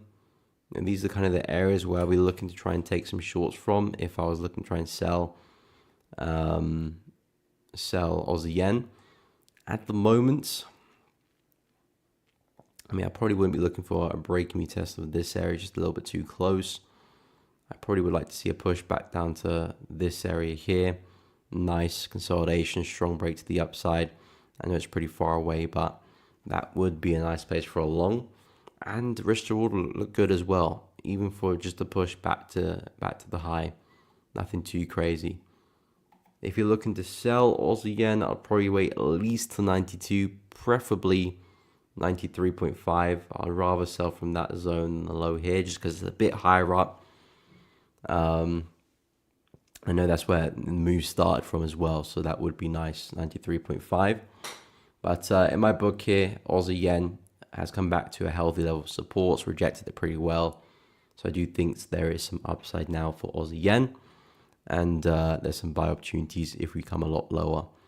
Looks like we're consolidating right now, but I wouldn't entertain any buys until we get back down to this area. And then the risk reward looks pretty good to take it back up again. So to me, it looks like a nice opportunity. But yeah, that's kind of what I'm looking at for the yen now.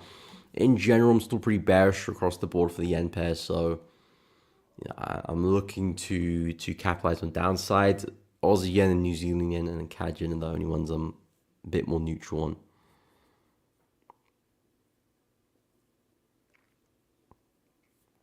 on. C-Stream, dollar yen. Yes, we'll take a look at that one as well.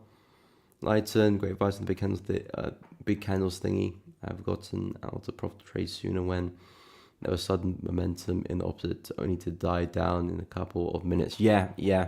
Again, if you look at trading in its simple form, it's just people, betting against each other, really. And You know, we're emotional characters, we're emotional beings, and if you see a big candle going against you and your profits going down, down, down, down, well, your only instinct is to be a bit fearful, maybe close out the trade early or do something, manage the trade in some way. So if you can kind of zoom out above that, look at it from a bird's eye view and looking at price action for what it is, you know, big candles essentially just price doing something quickly. You know, instead of taking 3, 4 candles to get to a place, it takes one, which shows that there's a lot of, you know, selling or buying pressure.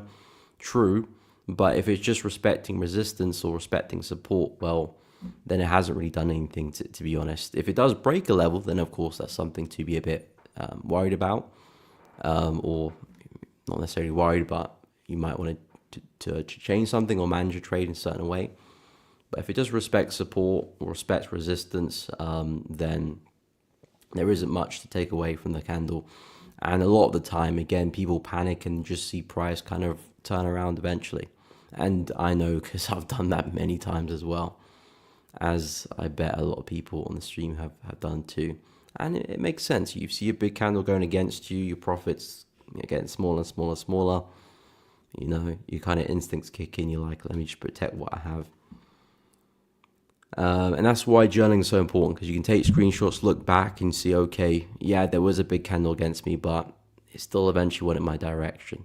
Of course, not every time. Some big candles will reverse, of course, but yeah, there's context behind each trade. So if you can journal, take screenshots, you can look back and see where you can improve and what you can learn from it as well. Anyway, let's take a look at dollar yen. So yeah, dollar yen, this one is still looking pretty bearish. I was hoping for a bigger pullback into 149/149.5. Unfortunately, didn't see that retest, and price is looking pretty bearish right now.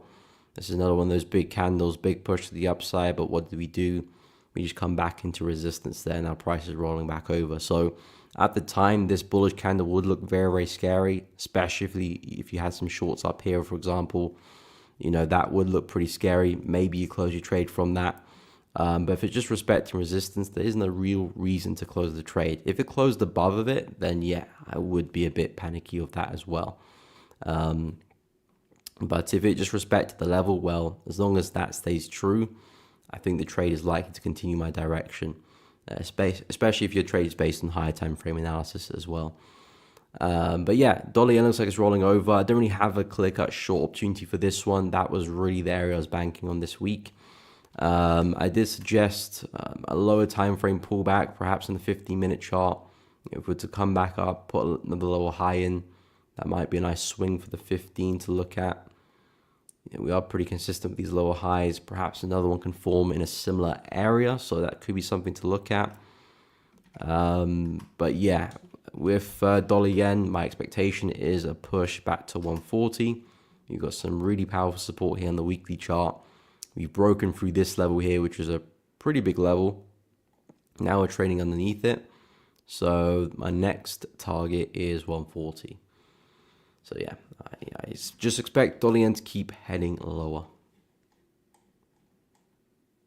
Of course, if we turn around, perhaps break resistance there, I'll hold my hands up. Maybe price is going to turn, but so far, resistance is being respected pretty well.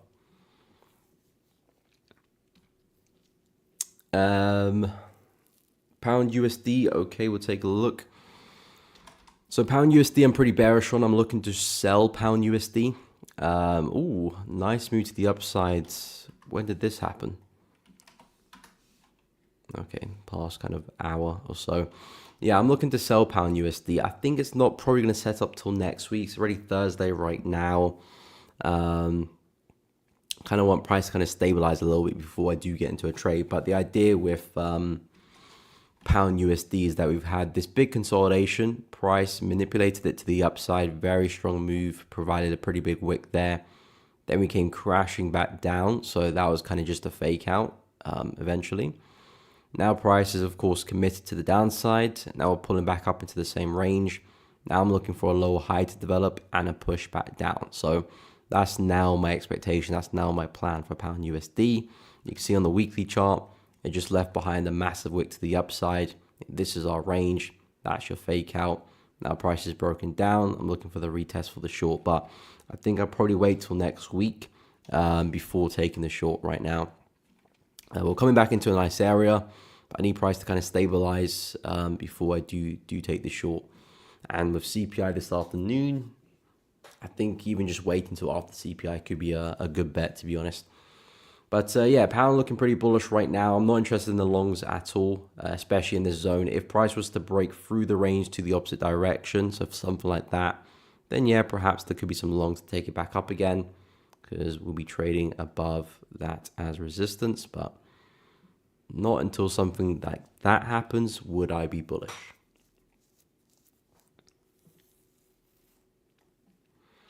So yeah, that's kind of where I'm at with pound. JETV, gold, we will take a look, no problem. Rusty, what is up? Pound ends the euro ends the okay, we can have a look at that as well. So yeah, gold, just bullish on this one. Just being a bit skeptical of where we're trading, because if I go to the daily chart, you can see we've had a nice little range here. 1, 2, 3 daily candles in that area, and then of course last week Friday we had that big move to the downside. So a lot of momentum came from that range, and now we're tapping into that level again. So although the market is bullish and gold being gold, we're probably just going to end up back at the all-time highs in quick fashion, I would just be a bit careful about the longs in this area. So as I mentioned early in the stream, we've got a solid level. This is the 50-minute chart, by the way. We've got a solid level of resistance here. If price can come back, retest that, see some rejection, I think naturally that would be a nice place to buy the market.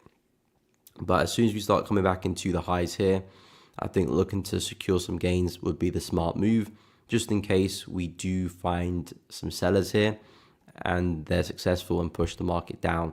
You know, last time we were here, you know, a huge spike into that area, massive sell. You know, we might see not necessarily a reversal again, but we could just see a reaction before we push up. So knowing that we're in bearish territory, you know, you kind of want to be in and out the position a little bit quicker. You can always leave positions to run, but I would keep it to a minimal. But for now, 30-100 looks like a solid place for a buy on the 15. Pound NZD and Euro NZD. So I'm getting ready for some sales with this one. You know, we're seeing some really strong rejection, big bullish candle there, a lot of wicks collecting, and now a strong bearish candle back down again. Looking on the weekly chart, looks like momentum is running out. I want to see how this bearish candle closes this week. If we can engulf the previous bullish candle, I think that's a strong sign that maybe a top is forming. But at the moment, we're still respecting support. You can see on the daily chart here, a few wicks coming to the downside here, and then a really strong move to the upside there as well. So this is where a lot of buying pressure come in, and now we're back there again. So I think in terms of the shorter term trade, buys actually make sense. So let's say if pound NZD was to push to the downside again, back into support, that would be a nice place for a buy. I'm not too sure if I would favor a push all the way back to the highs again. I think that's a little bit optimistic, but something like that halfway, you know, back into that kind of support there where that selling pressure came in, I think that looks for a smart target there as well. So I like the buys here at 2.255. But in terms of targets, I mean, there's nothing wrong with shooting for the highs there, but I would manage that along the way. I wouldn't just try and hold on full size all the way to the high, because this is a pretty big bearish candle, and it kind of indicates to me that we're falling a bit of a top here. So I'm being skeptical of that. And then Euro NZD, of course, big bearish candle there as well. So this one not as aggressive as pound NZD, but again does look like a top is forming. And I like Euro NZD because of where we're trading. Go to the weekly chart. Yeah, this is the COVID high back in 2020. If I put a horizontal ray there, if we look to the right, you can see we just about spiked above it and into a very big psychological level of 2. So I do think naturally we could be seeing some profit taking here for Euro NZD, and naturally the market could look to retrace, and we've kind of done that already. But I think we could still see more. I mean, there's a nice level here just below us of prior resistance turned support, which we haven't had a test of. Price broke through that, hasn't come back to revisit yet. So I do expect a bit more downside, at least back into that area. There's two kind of areas I'll look at for USD. Perhaps the retest of the low here, or the retest of this area. Just depends on the pullback. We spoke a lot about Euro Aussie in a similar fashion. Really strong moves to the downside. It would be nice to see price come back and retest this area here for a short. But maybe there's just so much momentum in the market, we don't see a pullback that big. We respect this area and just collapse. But either which way, I'm looking for the continuation of this momentum. We had a range over here last week. Price broke to the upside with decent momentum, nothing crazy, but all that momentum kind of just disappeared and we came back selling twice as hard. So it's kind of like early sellers go in here, we faked them out, flushed them out. Now we're seeing the selling pressure come back in. So now I'm looking for the continuation of that. And we've got two levels to look at. The support we're trading on right now, or this level. If it's me looking to short USD, I would wait for the bigger push. I normally look for bigger pullbacks. I don't really like trading shallow pullbacks. But yeah, in terms of direction, I think there's a bit more downside for this one. No problem, happy to help. Okay, I'll go for Euro USD and the DAX to wrap things up. I will be live again later today on Trading Nick's channel, by the way, so go take a look at his channel. In about an hour and 45 minutes, I'll be live again with him, going through the market together, see what he's trading, discuss some of the moves. It's been a very interesting week, hasn't it? Or 2 weeks, actually. In terms of Euro is interesting. It's looking pretty bullish here. Looks like we're coming back into resistance. I'm being cautious of Euro USD. I'm still kind of bullish Euro, but it's just not the best place for me to look to buy the market, because if you look at this range here, what happened, consolidation, very strong reaction on the weekly chart, and we absolutely capitulated. Big move to the downside. Now we're back there again. Last week's candle, big wick to the upside, couldn't sustain price there, pulled all the way back, at least 50% of the candle there, so implying rejection. Of course, this week's candle, we're looking pretty strong, but it hasn't closed yet. We might still print a similar wick there, so be cautious of that. But generally speaking, as a swing trader, it doesn't make sense to me looking to buy at these prices to hold a swing trade. If you're intraday trading, you can get away with that because you'll be in and out of the market. If you're trying to hold a swing, the only thing you should be looking to do is sell in this type of area. Yeah, I'm not quite looking to sell Euro USD just yet. We're coming back into resistance now. There might be some short-term opportunities to catch a reaction off that. But momentum is still pretty bullish. We're still printing in higher lows. So I would be cautious with any long-term sells, because to me, the buyers are still very much in control of this market. And still managing to drive price higher. And looks like DXY is still pretty weak as well. So a short-term opportunity, shorts at 1.109. I can understand that, but I wouldn't try and take it far. I think if you can get it back into this area, I'll call it a day there. I think that would be a nice trade anyway, especially if you can get an entry on like the hourly chart.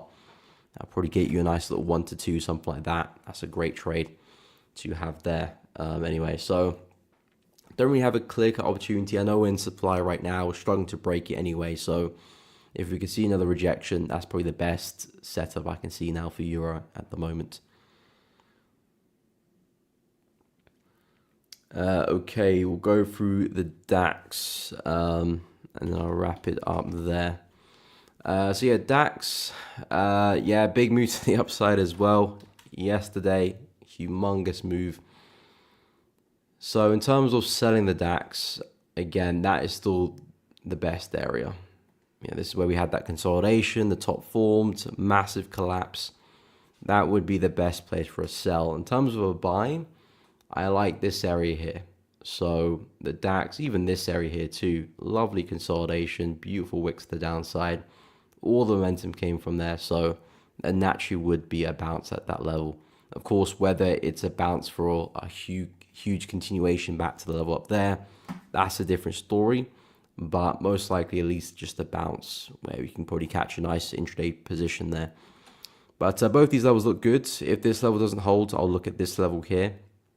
Looking in the hourly chart, things look pretty corrective to me. This is where all the momentum lied anyway. So if you can stay corrective, I think a nice bullish opportunity would form. And at least the push back into resistance here looks good. Like I said, if this level fails, then I'll look at 19,800 just below. But yeah, the DAX, similar move to what happened with the US indices, strong move, kind of looking at a pullback of that, then a push back into resistance. So yeah, that is what I'm favoring with the DAX.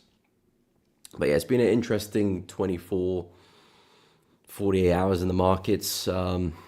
So yeah, and we got CPI this afternoon, so watch out for that, ladies and gentlemen. But we have come up to the end of the stream. I do appreciate each and every one of you on the stream joining me today. Really appreciate that. If you have enjoyed the stream too, please be sure to drop a like. It does really help out, helps the channel, helps the stream.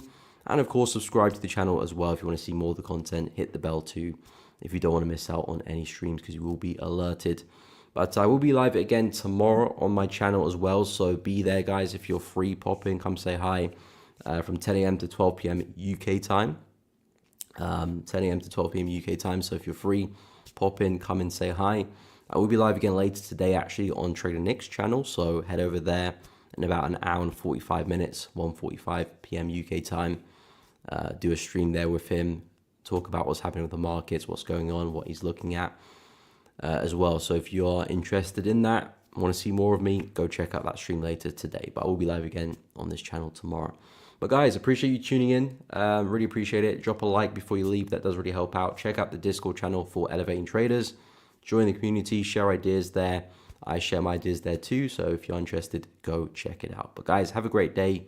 I'll catch you all in the next one.